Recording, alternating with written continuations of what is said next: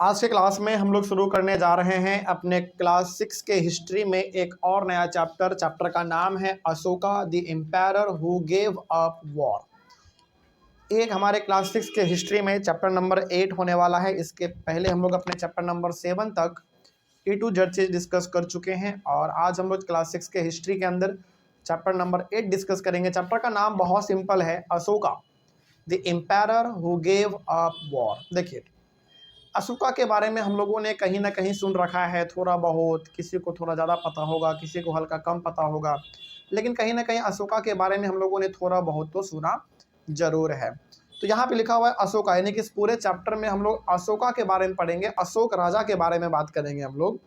उसके आगे लिखा हुआ है the empire who gave up war, मतलब ये पूरी दुनिया का एक लौता ऐसा राजा था जिन्होंने, जो राजा रहते हुए भी अपना सारा का सारा युद्ध करना छोड़ दिया था। मतलब पहले क्या होता था ना कि जो राजा हुआ करते थे, हर राजा चाहता था कि हम दूसरे के ऊपर हमला करें, उसके राज्य को जीत ले और अपने पावर को बढ़ा ले। ये एकलौता ऐसा राजा निकला, पूरी दुनिया का एकलौता ऐसा राजा था अशोका, जिन्होंने लड़ाई के बाद न संन्यास ले लिया। आज तक कोई ऐसा राजा नहीं हुआ जिन्होंने खूब लड़ाई किया हो, दूसरे दूसरे जगह पे हमला करके उसको अपने कब्जे में लिया हो और वो संन्यास ले लिया हो। संन्यास मतलब अपना घर परिवार, राज सिंहासन सब कुछ छोड़ दिया हो। ऐसा कोई भी राजा आज तक नहीं था, लेकिन अशोका एक लौता ऐसा राजा निकला। अशोका एक लौता ऐसा राजा था जो युद्ध के बाद ये डिसीजन लिया कि आज से अब हम कोई भी लड़ाई नहीं लड़ेंगे। मतलब इन्होंने क्या कर लिया, कंप्लीटली एक तरीके से लड़ाई से संन्यास ले लिया।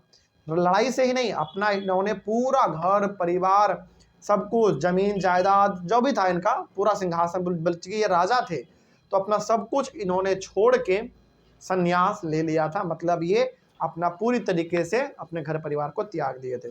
तो वही यहाँ पे लिखा हुआ है कि Ashoka the empire who gave up war, मतलब एकलौता ऐसा राजा अशोका निकला जिन्होंने लड़ाई करना क्या कर दिया, बाद में पूरी तरीके से बंद कर दिया।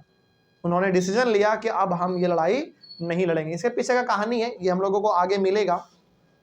अशोका बेसिकली लड़ाई लड़ रहे थे और एक फील्ड में इतने सारे लोगों को इन्होंने मौत के घाट उतार दिया था कि उस पूरे फील्ड में पूरा एकदम ब्लड का नदी बह रहा था तरीके से। तो ये इनको देख के बड़ा अजीब लगा कि यार ये हम क्या कर रहे हैं, मतलब लोगों को मार रहे हैं, उनके ब्लड पे हम चल रहे हैं।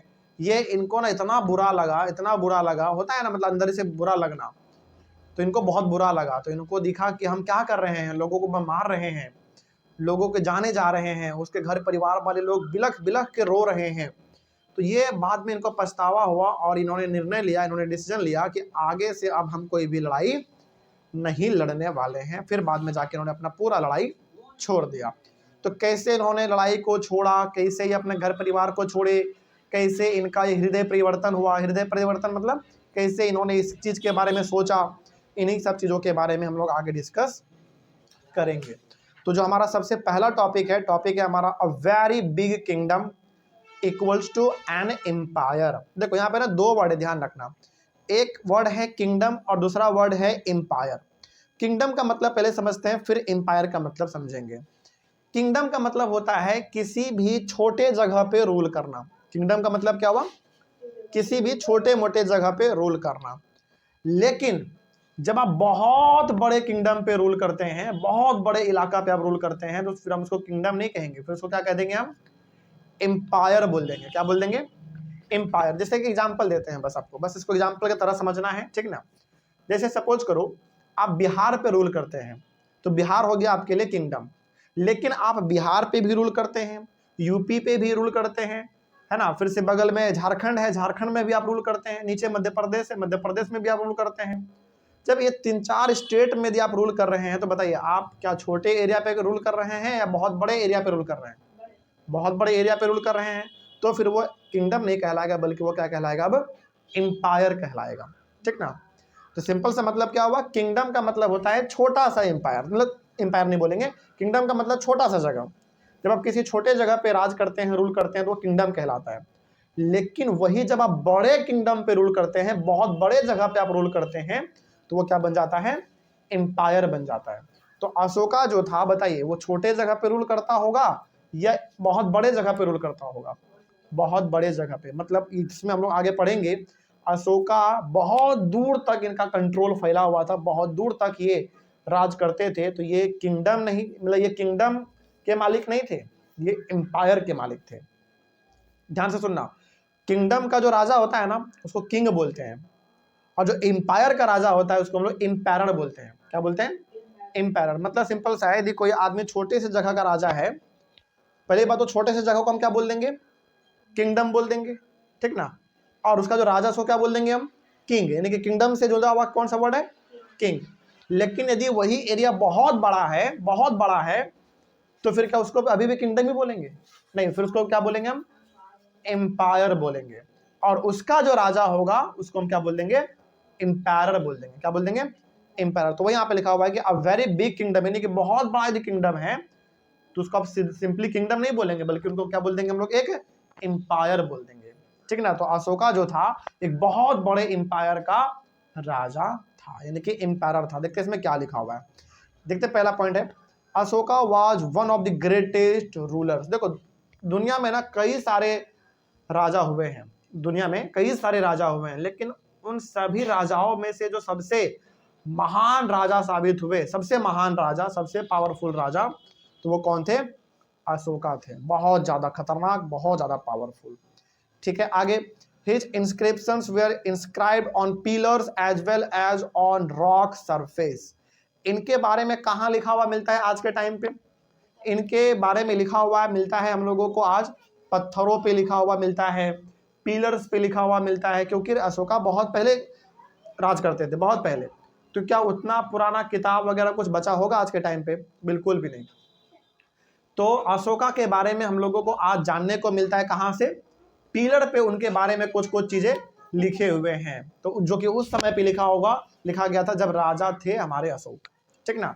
तो कहने का यहाँ पे सिंपल सा मतलब ये कहा जा रहा है आपको कि जब अशोका बहुत बड़े जगह पे रूल करते थे तो उनके बारे में ना पिलर्स पे लिखा गया था कि हमारे राजा ऐसे हैं वैसे हैं। उनके बारे में पहाड़ों पे लिखा, पहाड़ों पे जो बड़े बड़े सॉरी, उनके जो बड़े बड़े चट्टान होते हैं उनके ऊपर लिखा हुआ था। वो जब हम लोग आज भी पढ़ते हैं तो उनके बारे में पता चलता है हम लोगों को, ठीक है। आगे, तो यदि आपसे कोई पूछे कि बताओ आज के टाइम पे अशोका के बारे में कहाँ से पता चलता है हम लोगों को, तो वो हम लोगों को पिलर से और रॉक से, यानी कि बड़े बड़े चट्टानों पे लिखा हुआ है, उनके ऊपर हम लोग उसको पढ़ते हैं तो हमको पता चलता है कि अशोका कितने महान राजा थे। अगला, the empire that Ashoka ruled was founded by his grandfather Chandragupta Maurya more than 2300 years ago. मतलब ये जो अशोका इतने बड़े राज्य पे राज करते थे, ये बनाया किसने था पहले ये बताओ? इसके ग्रैंडफादर ने बनाया था, मतलब कि इसके दादाजी ने बनाया था। ध्यान रखना इस चीज को, मतलब जितने बड़े एरिया पे अशोका रूल करते थे, राज करते थे, उस एरिया को बनाया किसने था? मतलब उस एरिया पे पहली बार कब्जा किसने किया था? उसके दादाजी ने किया था। मतलब इतना बड़ा साम्राज्य, इतना बड़ा एम्पायर कौन बना के दिए थे अशोका को? उनके दादाजी शुरुआत किए थे। उनके दादाजी का नाम था चंद्रगुप्त मौर्य, ठीक ना। वो भी आज से कितना साल पहले? लगभग 2300 साल पहले, ठीक ना। आगे, Chandragupta was supported by a wise man named Chanakya और कौटिल्य। अब इनके जो दादाजी थे अशोका के, क्या नाम था उनका? चंद्रगुप्त मौर्य। इस चंद्रगुप्त मौर्य को एक बहुत अच्छे इंसान का साथ मिला था, जो इंसान चंद्रगुप्त मौर्य को टाइम टाइम पे समझाते रहते थे कि तुमको कैसे रूल करना है, कहाँ पे हमला करना है, कब करना है, मतलब उनको बेसिकली एडवाइस देते रहते थे। उस महान इंसान का नाम क्या था? चाणक्य, जिसको कौटिल्य के नाम से भी हम लोग जानते हैं। तो ध्यान रखना है, अशोका जितने बड़े जगह पे रूल करते थे, वो एरिया बनाया किसने था? बनाने का मतलब है उसको पहले रूल कौन करता था? उसके दादाजी रूल करते थे। फिर दादाजी के बाद किसने रूल किया? अशोका के पिता ने रूल किया। फिर अशोका के पिता के बाद किसने रूल किया? अशोक ने किया। लेकिन यहाँ पे सवाल ये है कि इतना बड़ा एम्पायर पहली बार बनाया किसने? उसके दादाजी ने बनाया। और उसके दादाजी को एडवाइस कौन करते थे? एडवाइस करने का मतलब उसको हमेशा सही रास्ता कौन दिखाते रहते थे? चाणक्य, है ना। ये भी नाम आपने कई बार सुना होगा, चाणक्य के बारे में, कौटिल्य के बारे में। दोनों एक ही, मतलब एक ही इंसान का नाम है। चाणक्य भी हम लोग उनको बोलते हैं, उनको हम लोग कौटिल्य भी बोलते हैं, ठीक ना। आगे, Chanakya's ideas were written down in a book called the Arthashastra. यानी कि चाणक्य किस प्रकार का आदमी था, वो कितना महान नॉलेज अपने पास रखता था, वो कैसे सोचता था, इसके बारे में यदि आपको जानना है तो उनके बारे में किताब लिखा गया है। किताब का नाम है अर्थशास्त्र। यानी कि आप इस किताब को पढ़ेंगे तो आपको समझ में आएगा कि चाणक्य कितना महान आदमी थे, कितना अच्छा उनके पास नॉलेज था। भाई नॉलेज है तभी तो वो चंद्रगुप्त मौर्य को समझाते रहते थे, बताते रहते थे कि तुमको कैसे राज करना है, कैसे तुमको राजा का धर्म पालन करना है ना, ये सब चीज। तो चाणक्य के बारे में हम लोगों को कहां से पता चलता है बताओ? बुक से। बुक का नाम क्या है? अर्थशास्त्र, ठीक ना। यानी कि आप इस बुक को पढ़ेंगे तो आपको चाणक्य के बारे में पूरा बात पता चलेगा कि आखिर इंसान कैसा था, कौन था, इतना नॉलेज कैसे था इनके पास। आगे, there were several cities in the empire like the capital Pataliputra, Takshashila and Ujjain. Ashoka बहुत बड़े जगह पे रूल करता था, बहुत इंपॉर्टेंट जगह भी थे, जिसमें से 2-3 इंपॉर्टेंट जगह के बारे में यहाँ पे बात करें तो पहला था अशोका का कैपिटल क्या? पाटलिपुत्र। मतलब पाटलिपुत्र से ही अशोका सारा कुछ देख रेख करता था। और ये पाटलिपुत्र आज कौन है बताओ? पटना।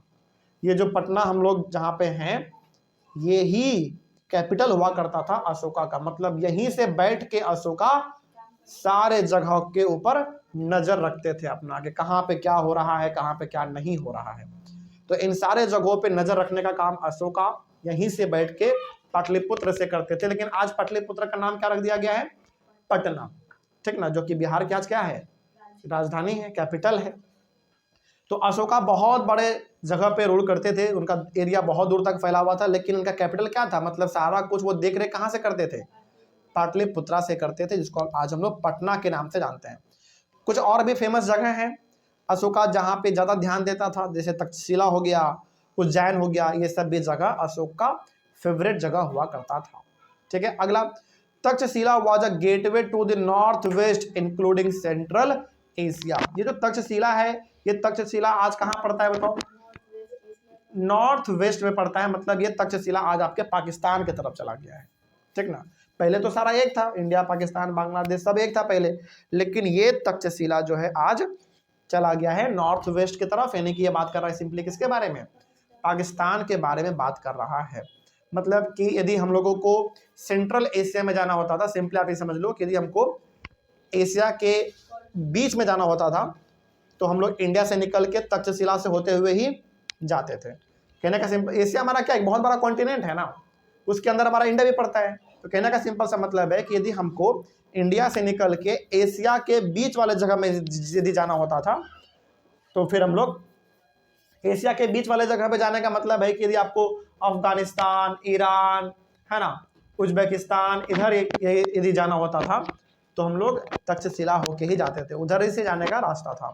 तो बेसिकली तक्षशिला जो था वो एक ऐसा जगह था जहां से हम कहाँ जा सकते थे? इंडिया से निकल के दूसरे देश में जा सकते थे, ठीक ना। तो ये एक बहुत, ये भी बहुत, यहाँ सोचो, यहाँ तक्षशिला तक, यानी कि पाकिस्तान जहाँ पे आज है वहां तक अशोका का कब्जा हुआ करता था, अशोका का कंट्रोल वहां तक हुआ करता था। बहुत महान राजा थे ये, बहुत बड़े। अगला, Ujjain lay on the route from north to south India. और ये जो उज्जैन है, ये बेसिकली जब आप नॉर्थ से साउथ इंडिया आएंगे, यानी कि जम्मू कश्मीर से जब आप कन्याकुमारी की ओर आएंगे, केरला की ओर आएंगे, तो वहीं पे आपको बीच में पड़ेगा उज्जैन, ठीक ना। तो उज्जैन हो गया, तक्षशिला हो गया, पाटलिपुत्रा हो गया, जिसको आज हम लोग पटना के नाम से जानते हैं, ये सब बहुत ही फेमस जगह हुआ करते थे अशोका के, ठीक ना। अगला, merchants, officials and craft persons lived in these cities. और ये शहर जो है बहुत फेमस शहर था। तक्षशिला हो गया, पाटलिपुत्रा हो गया, उज्जैन हो गया, ये सब बहुत ही फेमस जगह था अशोका का। तो यहाँ पे बहुत बड़े बड़े मर्चेंट भी रहते थे, मतलब बड़े बड़े व्यापारी लोग रहते थे। ऑफिशियल में बड़े बड़े ऑफिसर भी रहते थे अशोका के यहाँ पे जो काम करते थे। क्राफ्ट पर्सन मतलब एक से कलाकार आदमी भी यहाँ पे रहते थे। तो हर जो इम्पोर्टेंट लोग थे, जो बड़े बड़े लोग थे, वो इन प्रकार के शहरों में रहते थे। There were villages of farmers and herders. कुछ गांव भी थे, ज़्यादातर तो गांव ही थे, शहर तो बहुत कम था, ज़्यादातर गांव थे। और गांवों में किसान के साथ साथ हर्डर भी रहते थे, मतलब वैसे लोग भी रहते थे जो खेती बाड़ी करते थे, और वैसे लोग भी गाँव में रहते थे जो कि जानवर वगैरह पालते थे, ठीक ना। तो कहने का मतलब है कि अशोका के राज्य में शहर भी था, गांव भी थे, हर प्रकार के लोग थे, उसके ऊपर रूल करते थे अशोका, सभी से टैक्स वगैरह लेते थे। समझ में आया बात। अगला, in central India, central India का यदि बात यहाँ पे हो रहा है तो किसके बारे में बात हो रहा है? मध्य प्रदेश के बारे में। मध्य प्रदेश आज कहाँ पड़ता है हमारा? सेंट्रल इंडिया में, मतलब इंडिया के बिल्कुल बीचों बीच कौन सा स्टेट है? मध्य प्रदेश है। तो लिखा हुआ है कि इन सेंट्रल इंडिया ने कि मध्य प्रदेश का बात कर रहा है। There were forest where people gathered forest produce and hunted animals for food. Ashoka के टाइम पे जो मध्य प्रदेश जिसको आज हम लोग जानते हैं, वहां पे बहुत घने घने जंगल हुआ करते थे। आज भी मध्य प्रदेश में बहुत घने घने जंगल है, इसमें कोई शक नहीं है, कोई डाउट नहीं है। मतलब मध्य प्रदेश में आज भी बहुत घने घने जंगल हैं। तो उस टाइम पे जब अशोका रूल करते थे तो उस टाइम पे मध्य प्रदेश के जंगलों में बड़े लेवल पे शिकार किया जाता था जानवरों का। जानवरों को मारते थे लोग, उसको खाते थे, अपना पेट वगैरह भर लेते थे। तो जिसको आज हम लोग मध्य प्रदेश के नाम से जानते हैं, वहां पे बहुत घना घना जंगल हुआ करता था पहले अशोका के टाइम पे, और वहां पे लोग जंगलों में जाके साग सब्जी फल फूल तोड़ते थे, इकट्ठा करते थे, और जानवरों को मार के भी अपना घर परिवार चलाते थे। ऐसे चलता था। People in different parts of the empire spoke different languages. अब चूंकि अशोका का जो एम्पायर था, क्या वो बहुत छोटा एम्पायर था? क्या अशोका का एम्पायर बहुत बड़ा एम्पायर था। मतलब उनका जो रूल था वो बहुत दूर तक फैला हुआ था। तो जब इतने दूर तक उनका रूल फैला हुआ है, उनका शासन फैला हुआ है, तो बताओ क्या हर लोग एक ही प्रकार के भाषा बोलते होंगे? हर प्रकार के लोग बोलते होंगे अलग अलग भाषा। जैसे इनका रूल पटना में था, यानी कि बिहार में था, फिर आप देख रहे कहाँ तक फैला हुआ था? पाकिस्तान तक फैला हुआ था। तो अब बिहार से आगे निकलोगे तो यूपी आएगा, फिर दिल्ली आएगा, हरियाणा आएगा, पंजाब आएगा, फिर आपका पाकिस्तान आएगा। तो क्या लगता है इन सभी जगह पे भाषा एक ही है? अलग अलग भाषा है। तो इनके एम्पायर में, यानी कि जहां तक भी रूल इनका था, अलग अलग प्रकार के भाषा बोलने वाले भी लोग पाए जाते थे, ठीक ना। तो हर प्रकार के भाषा बोलने वाले लोग इनके राज्य में देखने को मिलता था, ठीक ना। अगला, they ate different kinds of food and wore different kinds of clothes as well. इनका चूंकि राज्य बहुत दूर तक फैला हुआ था, देखो हमारे इंडिया में भी क्या है ना, हर प्रकार के लोगों का कपड़ा पहनने का तरीका क्या है? अलग है, खाने का भी तरीका अलग है। फॉर एग्जाम्पल आपको बताते हैं, जैसे आप पंजाब जाओगे तो वहां के लोगों का कपड़ा पहनने का तरीका अलग है, वो लोग पगड़ी बांधते हैं, है ना। फिर वो लोग, उन लोगों का खाना भी थोड़ा अलग है, समझ रही है बात। फिर बिहार के लोगों का कपड़ा पहनने का तरीका अलग है, यहाँ के लोगों का खान पान भी अलग है। क्योंकि यहाँ पे बस ये आपको यहाँ पे बताया जा रहा है कि अशोका का रूल बहुत दूर तक फैला हुआ था। अशोका का जो कंट्रोल है वो बहुत दूर तक फैला हुआ था, जिसके वजह से अशोका के राज्य में, जहाँ तक इनका एम्पायर फैला हुआ था, अशोका के एम्पायर में अलग अलग भाषा बोलने वाले लोग पाए जाते थे, अलग अलग प्रकार के लोग कपड़ा पहनते थे, अलग अलग प्रकार के खाना भी खाते थे, और अलग अलग प्रकार के रीति रिवाज भी वो लोग फॉलो करते थे। क्योंकि इनका एरिया ही इतना दूर तक फैला हुआ था कि हर प्रकार के लोग इनके एरिया में देखने को मिल जाते थे। समझ में आया बात? कोई दिक्कत किसी को? तो ये हो गया हमारा अशोका का पहला टॉपिक कंप्लीट। टॉपिक का नाम था a very big kingdom equal to an empire. तो इसमें कोई दिक्कत किसी को? तो इसमें बस आपको ये समझ में आया होगा, और आपको बस अभी यही समझना है, क्योंकि आगे हम लोग इसको और आगे बढ़ाएंगे। इसमें यही समझना है कि अशोका एक बहुत बड़े एरिया पे अपना कंट्रोल जमाए हुए थे, बहुत दूर तक का एरिया का ये राजा हुआ करते थे, ठीक ना। इतना बड़ा इनका एम्पायर था कि इनके एम्पायर में कई प्रकार के भाषा बोले जाते थे, कई प्रकार के लोग रहते थे, कई प्रकार के कपड़े पहने जाते थे, कई प्रकार के खाना पीना भी खाए जाते थे। ये सब चीज हो गया हमारा एक तरीके से पहला टॉपिक कंप्लीट। नेक्स्ट है how are empires different from kingdoms. तो इसको हम लोग करते हैं अपने अगले क्लास में। तब तक के लिए thank you very much. Next topic हम लोग शुरू करेंगे, how are empires different from kingdoms. क्या लिखा हुआ है इसमें, देखते हैं क्या खास बात है। पिछले क्लास में हमने टॉपिक अपना शुरू किया था a very big kingdom equal to an empire, जिसमें हम लोगों ने ये समझा था कि एक बहुत बड़ा यदि किंगडम होता है तो उसको हम लोग क्या बोल देते हैं? एम्पायर बोल देते हैं, ठीक ना। ओके, तो ये हम लोग जान चुके हैं, और ये सब चीज़ हम लोग किसके बारे में पढ़ रहे हैं? अशोका के बारे में पढ़ रहे हैं। नेक्स्ट टॉपिक है हमारा how are empires different from kingdoms, यानी कि जो एम्पायर है वो किंगडम से कैसे डिफरेंट होता है, कैसे अलग होता है। इसके बारे में हमने आपको पिछले क्लास में बताया भी था। जो किंगडम होता है वो छोटा होता है, यानी कि किंगडम जो है उसका एरिया क्या होता है? छोटा होता है, लेकिन जो एम्पायर होता है उसका एरिया बहुत ही बड़ा होता है। आप इसको भी ऐसे कह सकते हैं कि यदि किंगडम बहुत बड़ा है, बहुत बड़ा किंगडम यदि है, तो फिर हम लोग उसको किंगडम नहीं बोलते हैं, बल्कि उसको हम लोग एम्पायर बोल देते हैं। तो एम्पायर ज़्यादा बड़ा होगा या किंगडम बड़ा होगा? एम्पायर बड़ा होगा। किंगडम क्या होता है? छोटा होता है। ठीक है, आगे देखते हैं। वही बात इसमें लिखा हुआ है कि empires are larger than kingdoms, मतलब जो एम्पायर होता है वो बहुत ही बड़ा होता है, किंगडम छोटा होता है। ठीक ना। अगला एम्पायर्स, अच्छा एक बात और, किंगडम चूंकि छोटा होता है तो किंगडम का जो राजा होगा उसको हम क्या बोलते हैं? किंग। और एम्पायर बहुत बड़ा होता है तो उसके राजा को क्या बोलते हैं? एम्पायरर।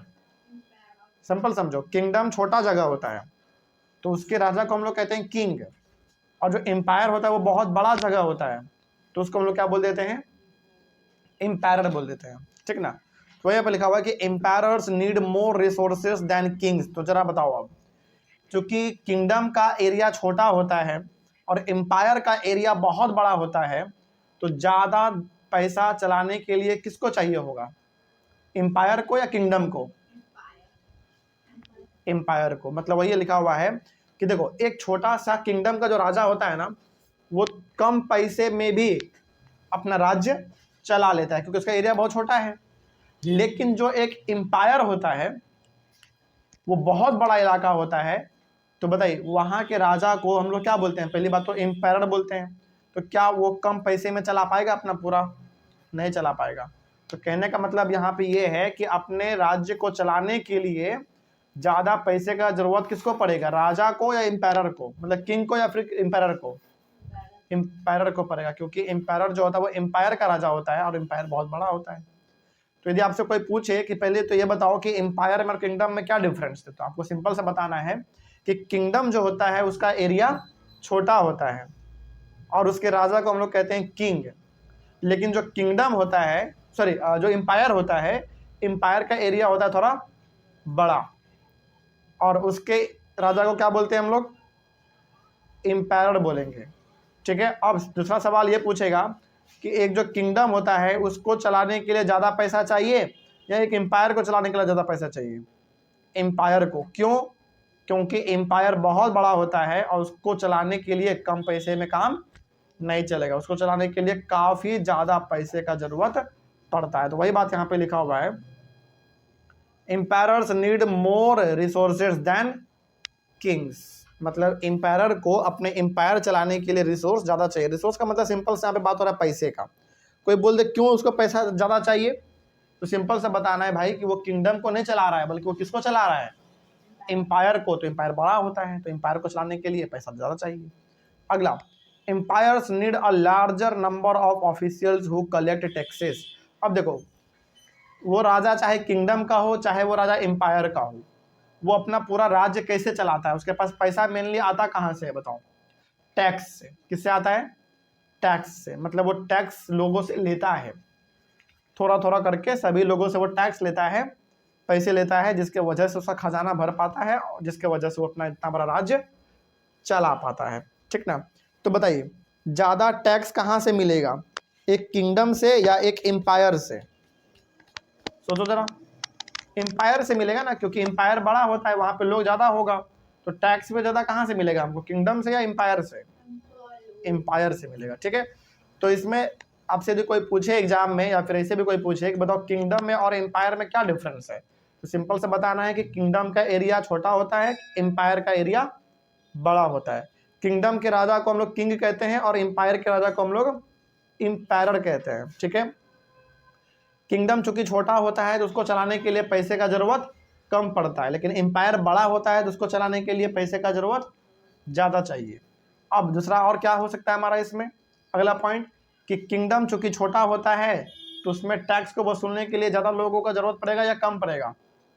मतलब किंगडम का एरिया जो है वो छोटा होता है तो वहाँ पे टैक्स वसूलना है यदि लोगों से, तो लोगों का जरूरत ज़्यादा पड़ेगा या कम पड़ेगा? कम पड़ेगा। लेकिन जो एम्पायर होता है वो बहुत बड़ा इलाका होता है, तो वहाँ पे यदि टैक्स वसूलना होगा राजा को, तो राजा को अपने यहाँ पे कम लोग रखने पड़ेंगे या ज़्यादा रखने पड़ेंगे? ज़्यादा रखने पड़ेंगे। तो ये सब बात आप यहाँ पे बता सकते हैं। अगला है ruling the empire. Ruling the empire हमारे टॉपिक का अगला टॉपिक, मतलब हमारे इस चैप्टर का अगला टॉपिक है रूलिंग द एम्पायर। देखो इसमें क्या खास बात लिखा हुआ है। अब आप इतने बड़े एम्पायर को रूल कैसे करोगे? मतलब यहाँ पे बात हो रहा है अशोका के बारे में। किसके बारे में? अशोका के बारे में, कि अशोका इतने बड़े एम्पायर का राजा था, एम्पायर था वो, तो वो कैसे रूल करता था, उसका रूल करने का तरीका क्या था? देखते हैं क्या लिखा हुआ इसमें। पहला पॉइंट है the empire was so large so difficult parts were ruled differently, sorry my mistake, the empire was so large so different parts were ruled differently। देखो एम्पायर ना बहुत बड़ा इलाका होता है, बहुत बड़ा इलाका होता है हमारा एम्पायर। तो क्या एक आदमी उस पूरे एम्पायर को चला पाएगा? कभी नहीं चला पाएगा। तो इसको चलाता कैसे था अशोका, जरा वो समझो। इस पूरे एम्पायर का मतलब अशोका का जहां जहां तक कब्जा फैला हुआ था, अशोका ने जहां तक अपने एरिया को फैला के रखा था, अपना जहां पर उन्होंने शासन बनाया था, बेसिकली कहना चाह रहे हैं कि अशोका का जहां तक रूल फैला हुआ था। तो आप एक बात बताइए, पहले अशोका तो अपने एम्पायर का राजा था ही, लेकिन क्या अशोका अकेला इतना बड़ा एम्पायर को चलाता था? नहीं, वो अपने अंदर अशोका अपने अंदर कई सारे छोटे छोटे राजाओं को रखते थे, और वो छोटे छोटे राजाओं को अलग अलग जगह अशोका दे देते थे रूल करने के लिए कि तुम इसको संभालो, तुम उसको संभालो, लेकिन तुम सबका भी हेड कौन रहेगा? हम ही रहेंगे। कहने का मतलब हमने आपको कल बताया था कि अशोका का जो रूल है वो कहां से कहां तक फैला हुआ था। पटना के मतलब पटना जिसको हम लोग बोलते हैं आज, इसका पहले नाम क्या था? पाटलिपुत्रा। यहां से लेकर आपने देखा था पाकिस्तान अफगानिस्तान तक अशोका का रूल फैला हुआ था। तो एम्पायर तो बहुत बड़ा था, अशोका का जो एम्पायर था वो तो बहुत बड़ा था। और अशोका के एम्पायर का कैपिटल क्या था? पाटलिपुत्रा, है कि नहीं?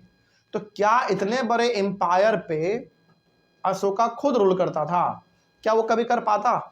नहीं कर पाता। लेकिन अब इसको समझो वो करता क्या था फिर।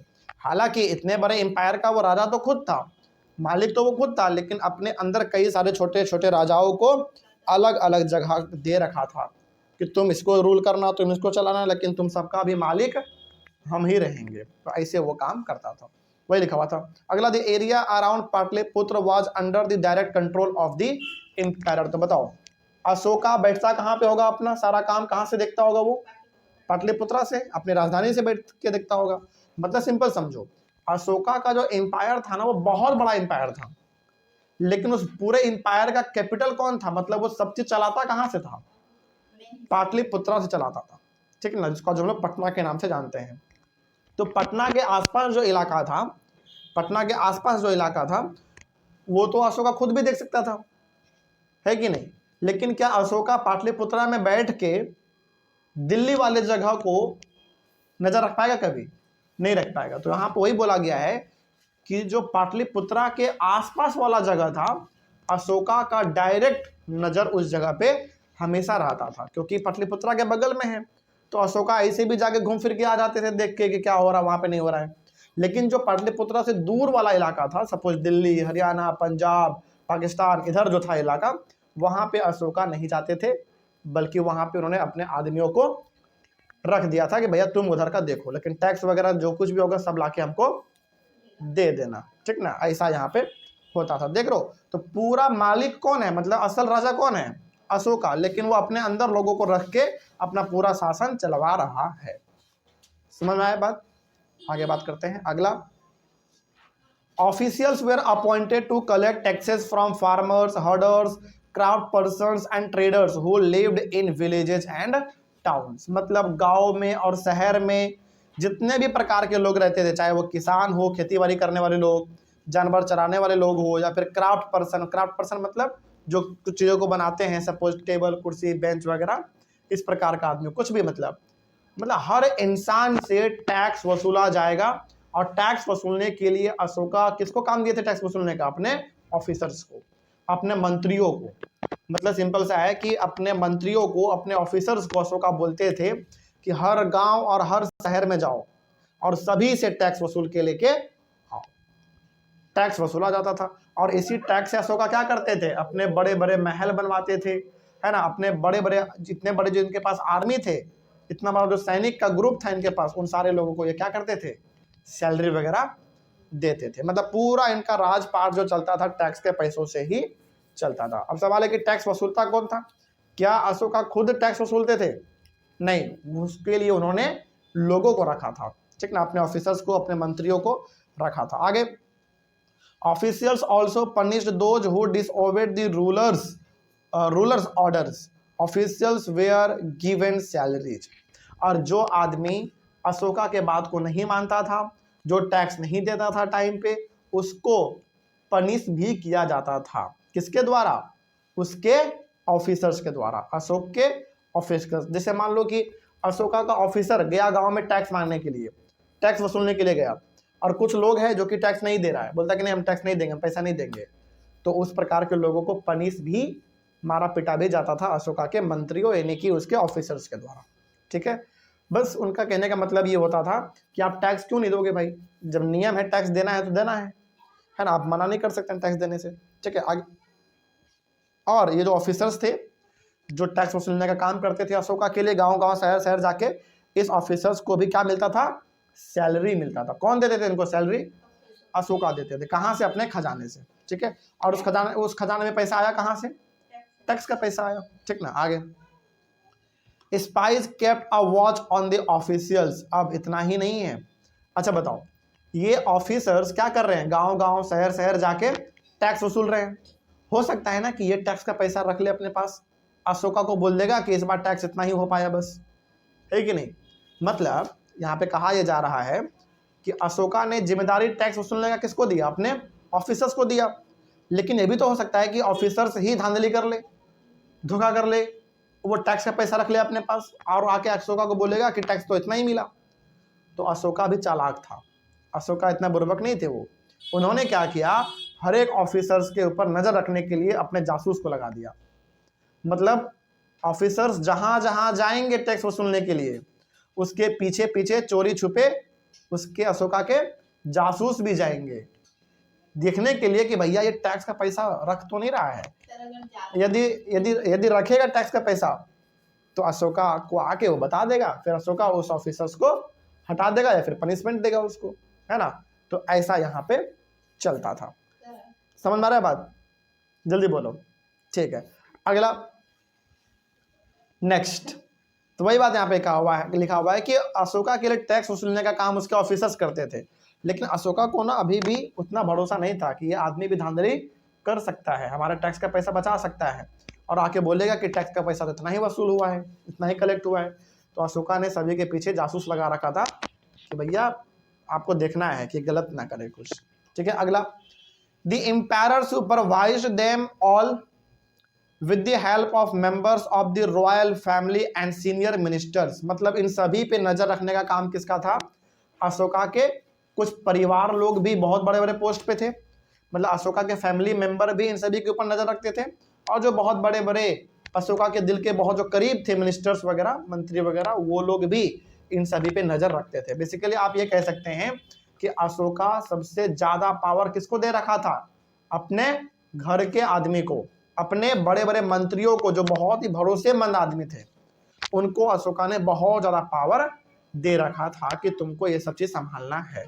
कई सारे जगह पे तो उन्होंने अपने परिवार के लोगों को ही राजा बना दिया था कि तुम उस एरिया को तुम संभालो, उसका जो बस टैक्स का पैसा आएगा वो हमको लाके दे देना, लेकिन उस जगह का राजा तुम ही रहोगे। तो कई सारे जगहों पर अशोका ने अपने घर के परिवार को मंत्री बना दिया, अपने घर के परिवार को राजा बना दिया, है ना, ऑफिसर बना दिया, ये सब वो करते थे। अगला।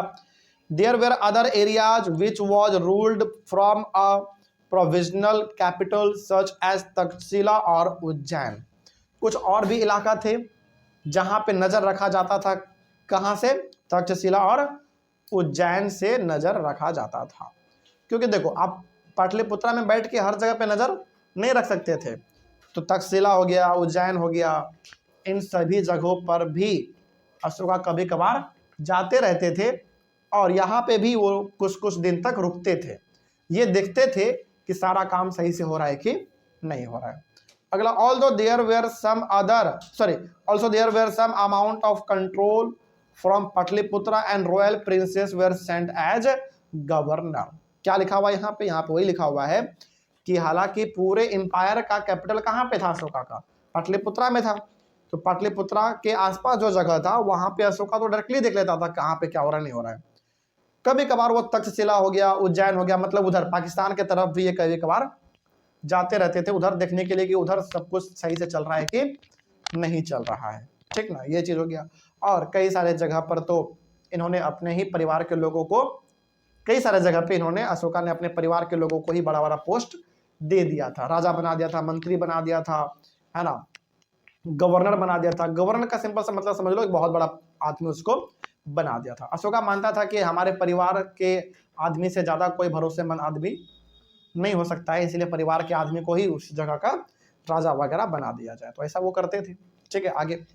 The Mauryas collect resources available as tax and tribute and tried to control roads and rivers which were important for transport। यहाँ पे मौर्याज बोला जा रहा है, मतलब अशोका के बारे में ही बात हो रहा है। पहले कौन रूल किए? उसके दादाजी रूल किए, उसके बाद अशोका के पिताजी ने रूल किया, फिर कौन रूल किया?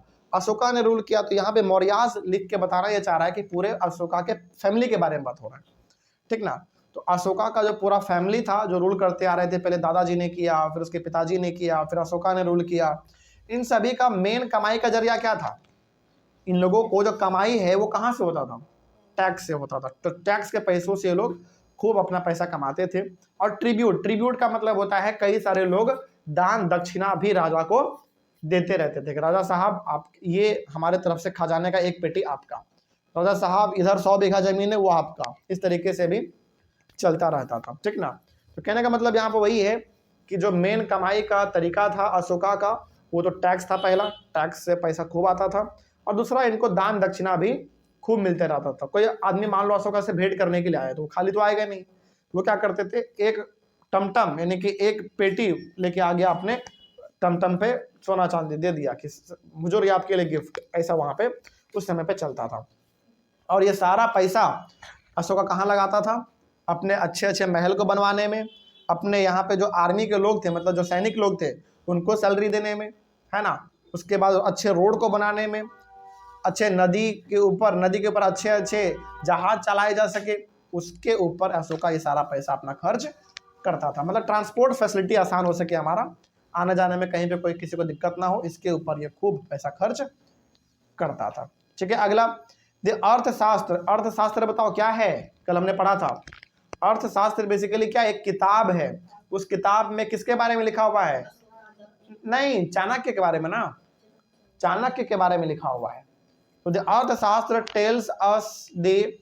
tells us that the northwest was important for blankets and South India for its gold and precious stones. These resources were collected as tribute। जब आप अर्थशास्त्र पढ़ेंगे, अर्थशास्त्र बेसिकली उसमें ज्यादातर चाणक्य के बारे में लिखा हुआ है, लेकिन उसमें कुछ कुछ बात और भी आपको मिलेगा कि जब अशोका रूल करते थे तो जो नॉर्थ वेस्ट वाला पार्ट है, मतलब जो पाकिस्तान वाला पार्ट है, वो सब इलाका उस समय पे फेमस किस चीज के लिए था पता है? ब्लैंकेट के लिए। ब्लैंकेट मतलब वही कंबल वगैरह जो हम लोग जाड़े में ओढ़ते हैं ना, वो चीज। तो जब आप अर्थशास्त्र को पढ़ोगे तो अर्थशास्त्र में ज्यादातर बात तो किसके बारे में लिखा हुआ है? चाणक्य के बारे में लिखा हुआ है, लेकिन उसमें कुछ कुछ बातें एक्स्ट्रा भी लिखा हुआ है, जिसमें आपको ये समझ में आएगा कि अशोका जब रूल कर रहे थे अपने इतने बड़े एम्पायर पे, तो जो नॉर्थ वेस्ट वाला पार्ट था, नॉर्थ वेस्ट वाला पार्ट मतलब पाकिस्तान, अफगानिस्तान, ये सब वाला जो हमारा पार्ट था, वहां पे ब्लैंकेट बहुत मिलता था उस समय पे, मतलब वही कंबल वगैरह चादर वगैरह उधर खूब मिलता था। लेकिन जो साउथ वाला पार्ट है हमारा, and south India for its gold and precious stone. In south India मतलब तमिलनाडु हो गया, केरला हो गया, कर्नाटक हो गया, आंध्र प्रदेश हो गया, गोवा हो गया, ये सब साउथ इंडिया में हमारा आता है। ये सब किस चीज के लिए फेमस था उस समय पे अशोका के टाइम पे? प्रीशियस स्टोन्स के लिए, मतलब महंगे महंगे पत्थर के लिए फेमस था, और सोने चांदी के लिए बहुत ज्यादा वो फेमस था। ठीक ना? तो अशोका के टाइम पे नॉर्थ इंडिया फेमस था ब्लैंकेट के लिए, चादर वगैरह के लिए, और साउथ इंडिया फेमस था गोल्ड और प्रीशियस स्टोन्स के लिए, यानी कि सोना और महंगे महंगे पत्थर के लिए फेमस था। ठीक है, आगे। और ये सब इनको कैसे मिलता था? ट्रिब्यूट के रूप में। मतलब कोई आदमी मान लो नॉर्थ से भेंट करने के लिए आया अशोका को, अशोका से मिलने आया, तो वो अपने साथ चादर लेके आ गया, अच्छा अच्छा कंबल लेके आ गया नॉर्थ इंडिया से। ठीक ना? और कोई आदमी है जो कि साउथ से आया है भेंट करने के लिए अशोका का, तो अपने साथ क्या लेकर आएगा? महंगा महंगा पत्थर लेकर आएगा, महंगे महंगे वो सोने लेकर आएंगे। तो इस तरीके से उनको गिफ्ट में ये सब चीज मिलता रहता था अशोका को। अगला, people living in the forest regions provide elephants, timber, honey and wax to Mauryan officials. Mauryan officials का मतलब सिंपल सा यहाँ पे अशोका के बारे में बात हो रहा है और उनके जो मंत्री वगैरह थे बड़े बड़े पोस्ट पे उनको। अब देखो कोई भी आदमी अशोका से मिलने आ रहा है नॉर्थ से तो अपने साथ क्या लेकर आ रहा है? अच्छा अच्छा कंबल चादर ये सब लेके आ रहा है। कोई आदमी मुझसे मिलने आ रहा है साउथ इंडिया से तो अपने साथ क्या लेकर आ रहा है? सोना लेके आ रहा है, महंगा महंगा पत्थर लेके आ रहा है गिफ्ट में देने के लिए। और कोई आदमी जो जंगल में रहता है वो आदमी अशोका को क्या गिफ्ट देता है? यदि वो मिलने के लिए आता है तो एलिफेंट देता है, हाथी दे देता है गिफ्ट में। राजा साहब ये हमारे जंगल के 10 हाथी आपके। अशोका क्या करेगा उस हाथी का? अपना आर्मी बढ़ाएगा, अपना पावर बढ़ाएगा। और उस समय पे जितना किसी राजा के पास हाथी होता था, जितना किसी राजा के पास घोड़ा सैनिक होते थे, वो राजा उतना ही ज्यादा पावरफुल माना जाता था। तो कोई आदमी जंगल में रहता है उसके पास मान लो 100 हाथी है तो 10 गो हाथी राजा साहब को गिफ्ट कर दिया, राजा साहब ये आपके लिए। तो ऐसा वहां पे चलता था। कोई आदमी टिम्बर दे दिया, टिम्बर मतलब लकड़ी के मतलब जो पेड़ है उसको काट के लकड़ी बनाया और बड़े लेवल पे लकड़ी दे दिया राजा को गिफ्ट। अब राजा सवाल है कि राजा उस लकड़ी का क्या करेगा? राजा उस लकड़ी का अपने यहाँ पे क्या बना सकता है बताओ? बैलगाड़ी बना सकता है, पलंग बना सकता है, कुर्सी टेबल बना सकता है ना। उसके बाद फिर हनी हो गया, खाने के लिए हनी, फिर से वैक्स, ये सब चीज उनको मिलता ही। कहने का मतलब यहाँ पे ये है कि राजा साहब को किसी, राजा साहब मतलब अशोका के बारे में बात हो रहा है, इनको किसी भी चीज का क्या कमी था बताओ? बिल्कुल भी नहीं। इनको सारा का सारा चीज किसी न किसी दूसरे लोगों से मिल जा रहा है। पैसा इनको टैक्स से मिल जा रहा है, खाने पीने का सामान लोगों से मिल जा रहा है ना। बहुत मतलब ऐसा नहीं कि ये खरीद नहीं सकते थे, लेकिन सब कुछ इनको जब गिफ्ट में मिल ही रहा है तो क्यों खरीदेंगे, है ना। तो ये था हमारे अशोका का पावर कि हर आदमी जो इनसे मिलने के लिए आते थे उनको ये गिफ्ट, वो लोग अशोका को गिफ्ट देते थे। ठीक है, तो ये हो गया हमारा ये पार्ट कंप्लीट। नेक्स्ट है हमारा अशोका अ यूनिक रूलर। तो इसको हम लोग करते हैं अपने अगली क्लास में। तब तक thank you very much. Next topic है हमारा Ashoka a unique ruler. Ashoka a unique ruler basically ये बताया जा रहा है कि अशोका वाकई में एक महान राजा था। टॉपिक का नाम है अशोका अ यूनिक रूलर। इसका मतलब हुआ कि अशोका एक साधारण राजा बिल्कुल भी नहीं थे, ये बहुत यूनिक थे, बहुत ही अलग ही प्रकार के ये राजा थे। क्यों अलग प्रकार के राजा थे इसके बारे में आपको पता चलेगा। जैसे हमने आपको चैप्टर के शुरुआत में भी बताया था कि ये दुनिया का इकलौता ऐसा राजा था जिन्होंने लड़ाई के बाद पूरी तरीके से क्या कर लिया था? संन्यास ले लिया था। मतलब पूरी तरीके से लड़ाई पीठ सब कुछ छोड़ दिया था इन्होंने कसम खा लिया था कि अब हम कोई भी लड़ाई नहीं लड़ेंगे। इसीलिए दुनिया के सबसे महान राजाओं में से एक थे। ठीक है, अगला क्या लिखा हुआ देखो, the most famous Mauryan ruler was Ashoka. देखो मौर्यन रूलर का मतलब हुआ कि इनका जो परिवार था वो मौर्य परिवार था। जैसे इसके दादा, पहले तो इसके दादाजी ने शुरुआत किया था राज्य को चलाना, चंद्रगुप्त मौर्य, उसके बाद उसके पिताजी, उसके बाद फिर ये अशोका। तो ये जो मौर्य परिवार था, जैसे हम लोग बोलते हैं ना कोई शर्मा होता है तो हम लोग बोलते हैं ये शर्मा का परिवार है। फिर कोई होता है मिश्रा तो हम लोग उसको मिश्रा का परिवार बोलते हैं। उसी तरीके से यहाँ पे जो अशोका था वो किस परिवार से बिलोंग करता था? मौर्य परिवार से बिलोंग करता था। तो मौर्य परिवार में कई सारे लोग राजा हुए, इसके दादाजी भी थे, इसके पिताजी भी थे, अशोका भी थे, लेकिन अशोका से ज़्यादा महान कोई भी नहीं हो पाया। इसके पिताजी भी अच्छा रूल करते थे, इसके दादाजी भी अच्छा रूल करते थे, लेकिन सबसे खतरनाक तरीके से यदि किसी ने रूल किया है, खतरनाक तरीके से मतलब बड़े लेवल पे यदि किसी ने रूल किया है तो वो अशोका थे। ठीक ना, अशोका ने बहुत बड़े लेवल पे यानी कि बहुत दूर तक के इलाकों पे अपना कब्जा जमाए हुए थे। He was the first ruler who tried to take his message to the people through inscription. ये पहला ऐसा राजा था जो अपना मैसेज लोगों तक पहुंचाते थे। किस तरीके से? इंस्क्रिप्शन से।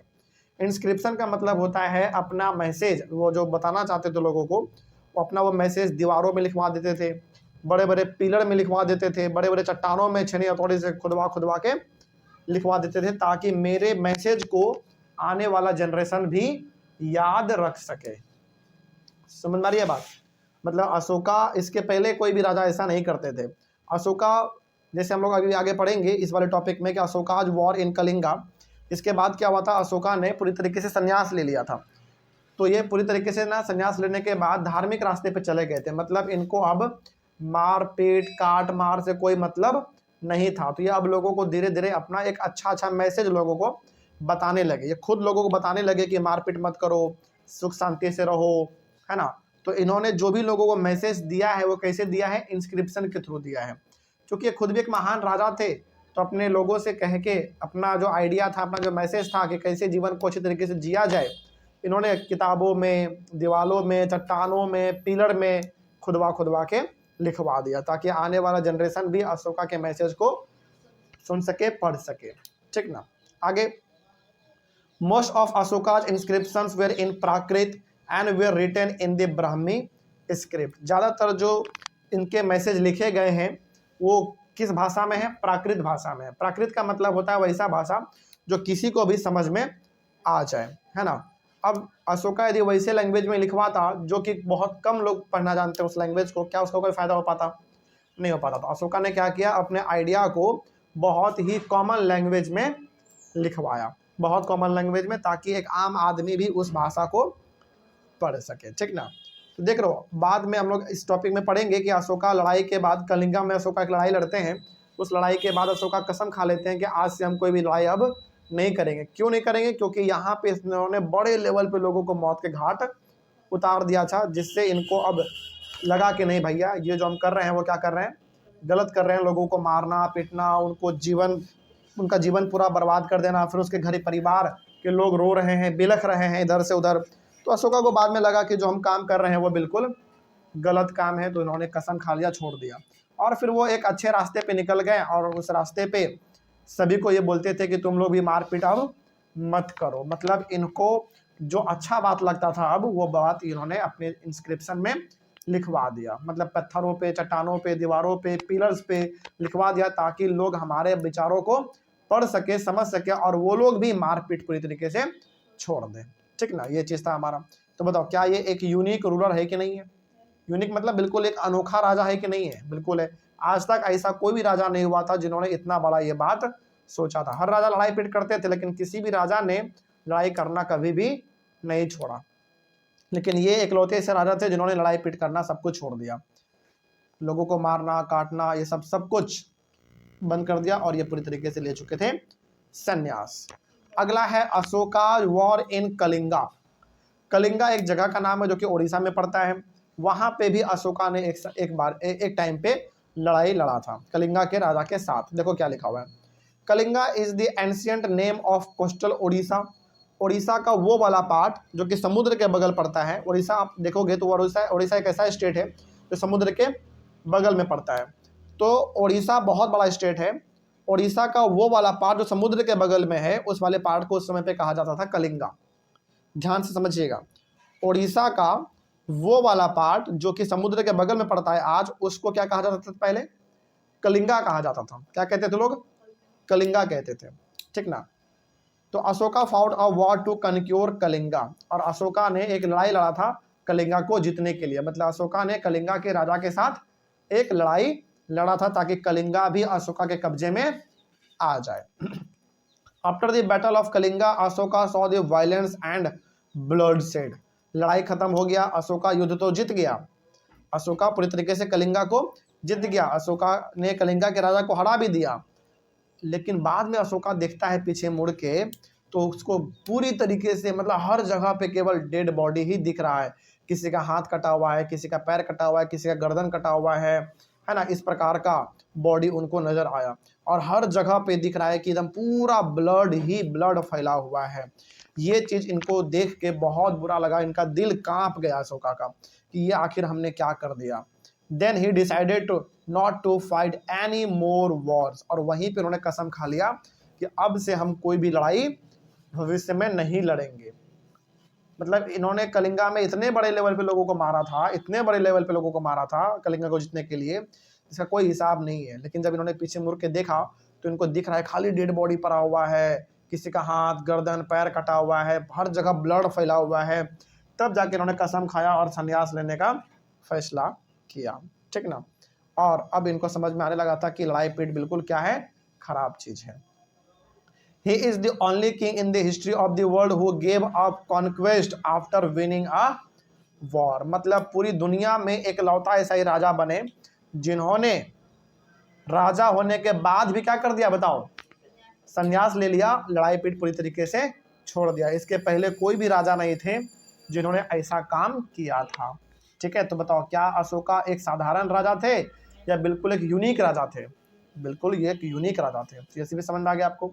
तो यदि आपसे कोई पूछे कि बताओ अशोका ने किस युद्ध के बाद संन्यास लेने के बारे में सोचा था, तो कलिंगा के युद्ध के बाद। कलिंगा को उन्होंने हरा तो दिया था अशोका ने, कलिंगा को अपने कब्जे में कर तो लिया, लेकिन कलिंगा में इतने बड़े लेवल पर उन्होंने लोगों को मारा काटा कि इनका हृदय परिवर्तन हो गया और इन्होंने लड़ाई करने के बारे में पूरी तरीके से अब छोड़ दिया, मना कर दिया कि अब हम कोई भी लड़ाई आगे नहीं लड़ेंगे, किसी भी जगह को कब्जा नहीं करेंगे। और इसी के बाद अशोका क्या करता है, अपना सब कुछ छोड़ देता है, घर परिवार राज सिंहासन, इतना बड़ा जो एम्पायर था सब कुछ वो छोड़ देता है और ये चला जाता है जंगलों में घूमने भटकने के लिए।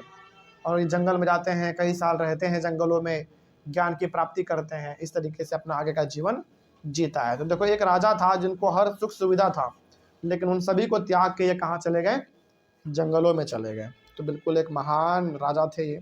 अगला है हमारा अगला टॉपिक, व्हाट वाज अशोकास धम्मा। धम्मा का मतलब होता है धर्म। अशोका का क्या धर्म था? अशोका का धर्म का मतलब है कि अशोका लोगों को क्या समझाते थे। जब अशोका का हृदय परिवर्तन हुआ, जब उन्होंने लोगों को बोला कि लड़ाई पीट नहीं करना है, कुछ नहीं करना है, मारपीट नहीं करना है, तो उसके बाद अशोका का क्या धम्मा रहा। धम्मा का मतलब धर्म, क्या उनका धर्म रहा, क्या वो लोगों को बाद में समझाए हैं। देखते हैं क्या समझाए हैं। Ashoka's dhamma did not involve worship of a god और performance of a sacrifice. Ashoka जानते हो क्या कहते थे?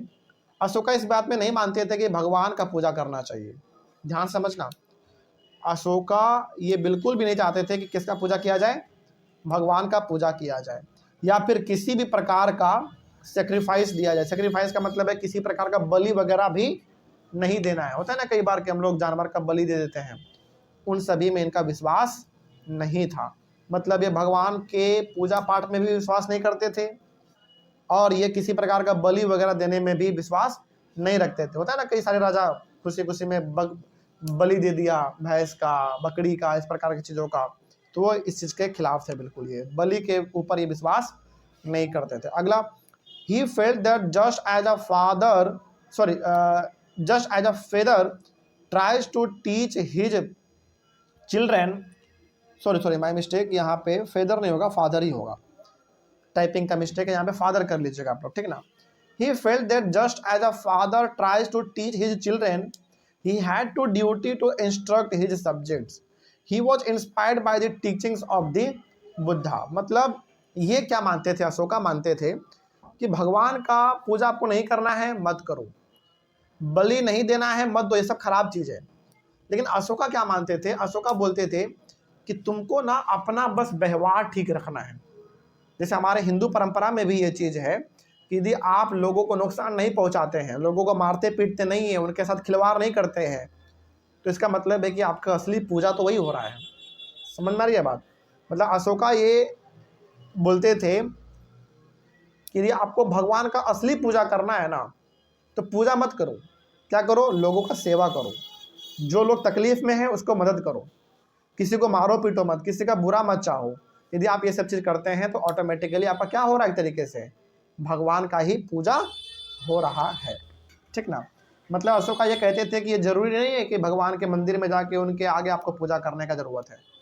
आप सिंपली लोगों के साथ अच्छा व्यवहार रखो, उसको मारो पीटो नहीं, उसको नुकसान मत पहुंचाओ, ये भी एक तरीके से क्या माना जाएगा, भगवान का पूजा ही माना जाएगा, ठीक है। और अशोका जो है महात्मा बुद्ध के आइडिया से बहुत ज़्यादा इंस्पायर थे। मतलब महात्मा बुद्ध को ये बहुत फॉलो करते थे, ध्यान रखना है आपको ये चीज़।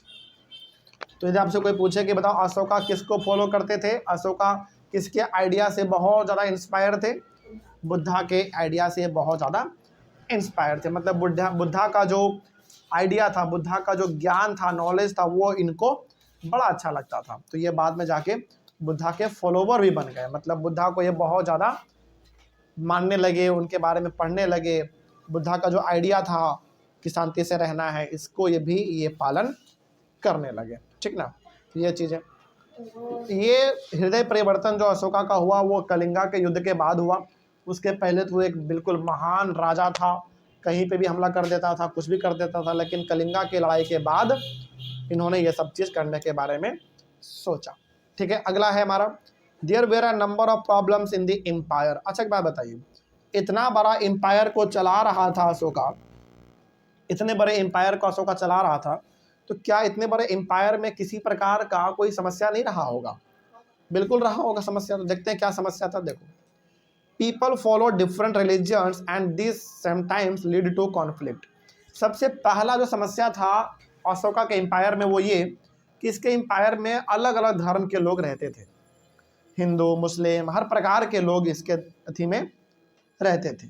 ठीक ना, मतलब हर धर्म के लोग इनके एम्पायर में रहते थे, और इनके एम्पायर में चूंकि हर धर्म के लोग रहते थे तो लोगों के बीच में कभी कभार लड़ाई झगड़ा भी होता रहता था। तो इससे अशोका बड़ा परेशान था, यार ये क्या हो रहा है मेरे राज्य में। अगला, एनिमल्स वेर सेक्रीफाइस्ड। जानवरों का बलि देना बहुत ही आम बात था उस समय पे। तो बताओ क्या ये भी एक समस्या था कि नहीं था? लोग अपनी खुशी के लिए क्या कर देते थे, भगवान के आगे जानवरों का बलि दे देते थे।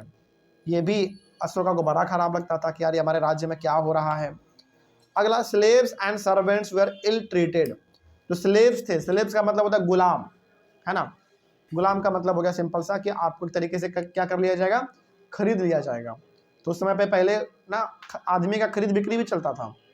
तो हमने क्या किया, किसी इंसान को हमेशा के लिए खरीद लिया तो वो आदमी क्या करेगा, हमारे लिए ज़िंदगी भर काम करेगा। तो स्लेव हो गया, सर्वेंट मतलब नौकर हो गया, इन सभी को बहुत गंदे तरीके से लोग ट्रीट करते थे, है ना। मतलब देखो, जानवर को खरीदना बेचना तो हम लोग सुने थे, इंसानों को वहाँ पे खरीद लिया जाता था और उस इंसान से वो सारे काम करवाए जाते थे जो घर में काम होता था। ठीक ना, तो उनके साथ भी बड़ा खराब व्यवहार करते थे लोग, बर्ताव करते थे। ठीक ना, अगला और क्या समस्या था भाई, there were quarrels in families and amongst neighbours. यानी कि फैमिली में लड़ाई झगड़ा, पड़ोसियों में लड़ाई झगड़ा, ये तो उस समय पे क्या था, एकदम कॉमन बात था, ये आम बात था। तो ये 4 प्रकार के समस्याएं, ये 4 प्रकार का जो प्रॉब्लम है अशोका के एम्पायर में सबसे ज़्यादा देखने को मिलता था। मतलब और भी समस्या था, लेकिन ये 4 समस्याएं अशोका के एम्पायर में सबसे ज़्यादा देखने को मिलता था। ठीक है, अगला क्या है, ये तो हमारा 4 समस्या हो गया। उसके बाद कुछ एक्स्ट्रा पॉइंट लिखा हुआ है, उसको पढ़ लेते हैं। Ashoka felt that it was his duty to solve these problems. अब बताओ, अशोका अपने एम्पायर का क्या है, राजा है, एम्पायर है, और इतना सारा उसके एम्पायर में समस्या है, तो अशोका क्या चाहेगा। सुनिए पहले ध्यान से, सवाल क्या है, अशोका इस एम्पायर का क्या है, एम्पायर राजा है। तो अशोका के एम्पायर में इतना बड़ा समस्या है, 4 समस्या, हालांकि ये तो 4 मेन समस्या है, और भी समस्या रहा होगा। तो अशोका इन प्रकार के समस्याओं को हमेशा क्या करना चाहते थे, खत्म करना चाहते थे, सॉल्व करना चाहते थे। अशोका ये मानते थे कि कोई भी आदमी धर्म के नाम पे ना लड़े। अशोका ये चाहते थे कि एनिमल्स को ना मारा काटा जाए, उसका बलि ना दिया जाए। अशोका ये चाहते थे कि चाहे वो गुलाम हो चाहे नौकर हो, उसके साथ अच्छे से बर्ताव किया जाए। अशोका ये चाहते थे कि पड़ोसियों में लड़ाई झगड़ा ना हो। बेसिकली अशोका का जो हृदय परिवर्तन हुआ, ये सब वो सब कब हुआ, ज़्यादातर कलिंगा के युद्ध के बाद हुआ, क्योंकि उसको समझ में आ गया था इन सभी में कुछ रखा नहीं है भाई, लड़ाई पीट से क्या ही मिल जाएगा। तो अशोका इन सभी प्रकार के समस्याओं को दूर करना चाहते थे। ठीक है, अगला, he appointed officials known as dhamma mahamatta, dhamma mahamatta, who went from place to place and teaching people about धम्मा। मतलब अशोका अपने, अच्छा क्या अशोका अकेला अपने आइडिया को सभी तक पहुंचा सकता था कि भाई लड़ाई झगड़ा मत करो, ये मत करो, मत करो? बिल्कुल नहीं। अशोका का एम्पायर बहुत बड़ा था, तो क्या वो जाकर भी समझाना चाहता तो कभी समझा पाता लोगों को? नहीं समझा पाता। तो अशोका ने क्या किया, अपने यहाँ पे ऑफिसर्स को हायर करना स्टार्ट किया। मतलब उन्होंने अपने यहाँ पे कई सारे ऑफिसर्स को रखे, और उन सारे ऑफिसर्स को क्या बोला गया, धम्मा महामत्ता, धम्मा महामत्ता। और अशोका ने उन सारे ऑफिसर्स को बोला कि तुम सभी जाओगे गांव गांव, शहर शहर जाओगे, और लोगों को मेरे बारे में बताओगे कि अशोका ने बोला है लड़ाई झगड़ा ये सब चीज़ नहीं करना है, छोड़ दिया जाए। तो बेसिकली यहाँ पे ये कहा जा रहा है कि कलिंगा के युद्ध के बाद अशोका का जो हृदय परिवर्तन है वो पूरी तरीके से हो गया था, वो सुधर गया था एक तरीके से, है ना। और वो अब लोगों को चाहता था बताना ये कि भैया हम बदल गए, हम अब लड़ाई पीट नहीं कर रहे हैं, तो तुम लोग भी आपस में लड़ाई झगड़ा मत करो। लेकिन क्या वो अकेला बता सकता था सब लोगों को? बिल्कुल भी नहीं, उसका एम्पायर बहुत बड़ा था तो वो कैसे करता अकेला। तो उन्होंने अपने यहाँ पे ऑफिसर्स को रखा और उन सारे ऑफिसर्स को बोला कि तुम सब गांव गांव शहर शहर घूमो और सभी को बताओ कि लड़ाई झगड़ा वगैरह नहीं करना चाहिए। कोई पूछे कि ऐसा कौन बोल रहा है तो बताना कि अशोका बोले हैं, ठीक ना। इस प्रकार से वो अपने मैसेज को लोगों तक पहुंचाते थे। अगला, Ashoka spread his messages inscribed on rocks and pillars. और कई बार तो अशोका ने अपने मैसेज को यानी कि अपने विचारों को कहाँ पे लिखवा दिया, पत्थरों पे, पिलर्स पे लिखवा दिया, ताकि आने वाला जनरेशन भी अशोका के अच्छे अच्छे विचारों को पढ़ सके, समझ पाए, जान सके। And instructing his officials to read his message to those who could not read. यहाँ तक कि अशोका ने यह भी बोला कि जो आदमी पढ़ नहीं सकता है उसको जाके कम से कम आप सुनाओ। वो पढ़ नहीं सकता लेकिन सुन तो सकता है ना। तो कुछ भी करो, लोगों को या तो पढ़ाओ या फिर लोगों को सुनाओ, लेकिन लोगों को ये बताओ कि लड़ाई झगड़ा बिल्कुल भी अब नहीं करना है, नहीं करना चाहिए। क्यों नहीं करना चाहिए? क्योंकि हमारे राजा ने सब कुछ छोड़ दिया, तो आपको भी क्या कर देना चाहिए? छोड़ देना चाहिए। क्योंकि पहले उस समय पे क्या था, पड़ोसी ही आपस में लड़ लेते थे, ये सब चीज वहां पे होता रहता था। तो यही अशोका बोल रहे हैं अपने ऑफिसर्स को कि जाओ गांव गांव शहर शहर जा जाके लोगों को यही बात समझाओ, मेरा नहीं समझ में आ रहा है तो उनको सुनाओ, उनको पढ़ाओ लिखाओ, लेकिन उनको मेरा बात समझाओ, उनको बताओ कि अशोका ने लड़ाई पीट करना बंद कर दिया है तो आप लोग भी बंद कर दो, है ना। अगला क्या है देखो, Ashoka also sent messengers to spread his ideas about dhamma. Dhamma मतलब आइडिया, किसका आइडिया?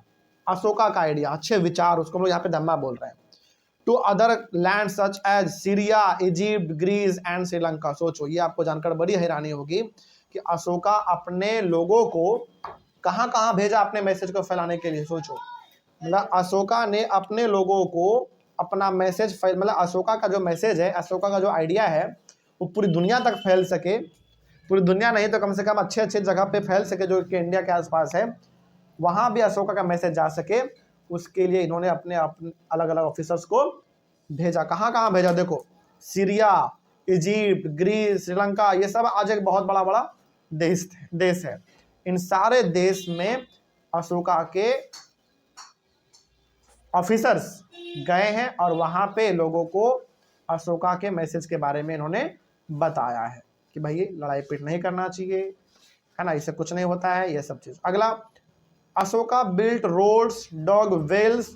अशोका ने कई सारे जगह पर अपने एम्पायर में रोड बनवाया था, कुआं खुदवाया था ताकि लोगों को पानी मिल सके। बिल्ड रेस्ट हाउसेस, और कई सारे जगह पे रेस्ट हाउस भी बनाया था ताकि यदि कोई आदमी कहीं से थक के आएगा तो वो वहां पे रेस्ट कर सके। And arranged medical treatment for both human beings and animals. तो हृदय परिवर्तन के बाद अशोका को जानवर भी अच्छे लगने लगे और इंसान भी अच्छे लगने लगे। तो इन दोनों का सही समय पे इलाज हो सके, इनको अच्छा दवाई मिल सके। दवाई मतलब उस समय पे क्या था, उस समय पे दवाई मतलब टैबलेट क्या नहीं, उस समय पे दवाई का मतलब जड़ी बूटी वगैरह, औषधि वगैरह, इन सभी चीज़ों का भी अशोका ने अपने एम्पायर में व्यवस्था करवाया कि कोई भी आदमी बीमार पड़ेगा या फिर कोई जानवर बीमार पड़ेगा तो उनका भी इलाज प्रॉपर तरीके से किया जाएगा, ठीक है। तो अशोका देख रहे हो, रोड भी बनवा रहे हैं, कुआं भी खुदवा रहे हैं ताकि लोग अच्छे से चल सके, पानी भर सके, और रेस्ट हाउस भी बनवा रहे हैं ताकि यदि कोई आदमी कहीं से आए थक के तो वो वहाँ पे रेस्ट कर सके, ठीक ना। यहाँ तक कि उन्होंने मेडिकल फैसिलिटी भी दिया था लोगों को कि यदि कोई आदमी बीमार पड़ जाए या फिर कोई जानवर बीमार पड़ जाए तो उसका भी इलाज पॉसिबल है, ठीक ना। ये सब चीज़ अशोका ने किया था। तो यहाँ पे हमारा ये चैप्टर खत्म हुआ। एक इंपॉर्टेंट पॉइंट है बस इसमें आपको याद रख लेना है, beginning of the Mauryan empire. बताओ मौर्यन एम्पायर आज से कितने साल पहले थे? 2300 साल पहले मौर्यन एम्पायर पाया जाता था, ठीक ना। तो इस तरीके से हमारे टॉपिक हुआ कंप्लीट और टॉपिक के साथ पूरा चैप्टर भी हमारा हो गया कंप्लीट। तो अब बताइए इस चैप्टर में कहीं कोई दिक्कत? चलिए, ऑनलाइन वाले बच्चे आप लोगों को इस चैप्टर में कहीं पे कोई डाउट रहा होगा तो एक बार कमेंट कर दीजिएगा। हम लोग मिलेंगे अपने अगली क्लास में फिर से एक नए चैप्टर के साथ और एक नई शुरुआत के साथ। तब तक के लिए thank you very much and have a nice day.